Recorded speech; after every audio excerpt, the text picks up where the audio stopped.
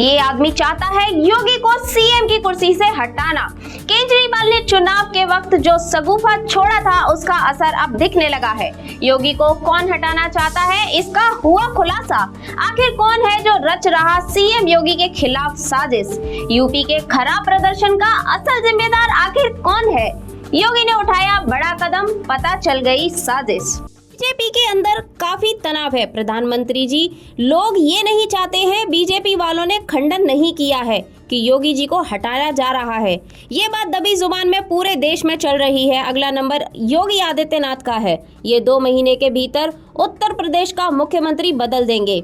चुनाव प्रचार के लिए तिहाड़ जेल से जमानत पर बाहर आए दिल्ली के सीएम अरविंद केजरीवाल ने 11 मई को 21 मिनट की स्पीच में ऐसे दावे किए जिसके काउंटर के लिए खुद देश के गृह मंत्री को प्रेस कॉन्फ्रेंस के जरिए मैदान में उतरना पड़ा। अंतरिम जमानत पर जेल से बाहर आने के बाद आम आदमी पार्टी आप के मुखिया अरविंद केजरीवाल ने बीजेपी के पीएम पर सवाल उठाकर उस पर फैंस वैल्यू के नैरेटिव को पलटने की कोशिश की, जो विपक्षी गठबंधन इंडिया ब्लॉक को लगातार रक्षात्मक मुद्रा में बनाए हुए था।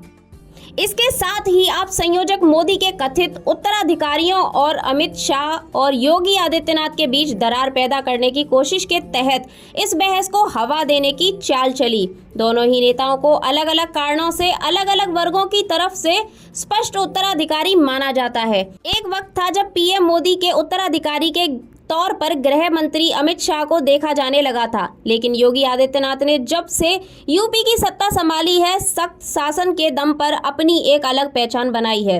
तब से देश की जनता योगी आदित्यनाथ को मोदी के उत्तराधिकारी के रूप में देखने लगी है।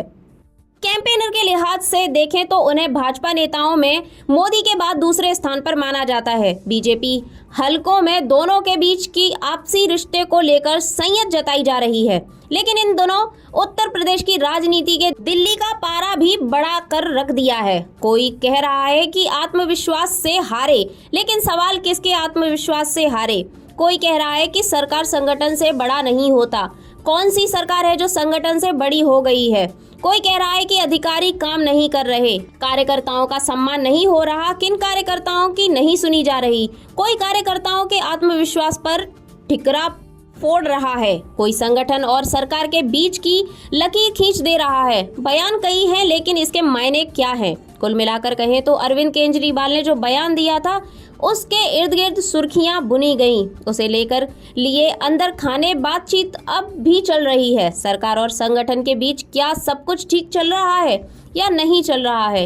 एक एक करके तमाम सवालों का MRI स्कैन करते हैं।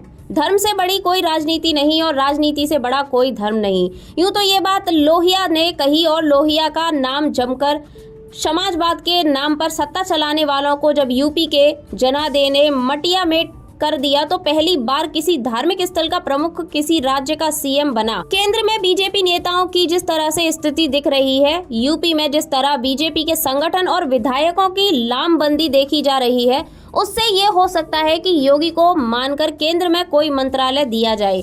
लेकिन योगी आदित्यनाथ के व्यक्तिगतत्व की बात करें तो इतनी आसानी से मानने वालों में नहीं है। वो आखिरी दम तक लड़ने में विश्वास रखते हैं और अपनी जिद पर अड़े रहते हैं। गौरतलब है कि ऐसा भी नहीं है कि योगी आदित्यनाथ के सामने ऐसी चुनौतियां पहली दफा सामने आई हैं। 2022 के उत्तर प्रदेश विधानसभा चुनाव से पहले भी उनकी मुश्किलें बढ़ा दी गई थीं।